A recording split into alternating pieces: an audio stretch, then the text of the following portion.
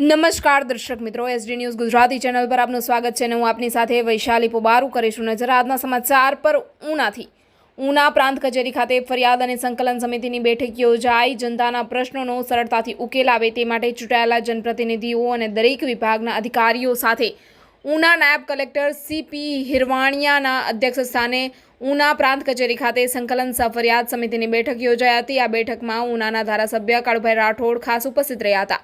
આ બેઠકમાં વિવિધ વિભાગોના સંબંધિત પ્રશ્નો અંગે ચર્ચા તથા જનપ્રતિનિધિઓએ તાલુકાની વિવિધ સમસ્યાઓ રજૂ કરી હતી।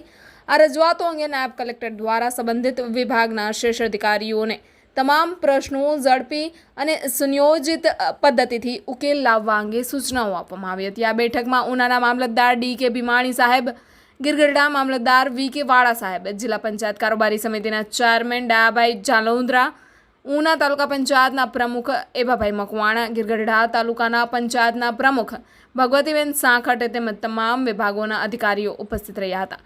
રિપોર્ટર અબ્દુલ ઘાંચી, એસડી ન્યૂઝ ગુજરાતી, ઉના।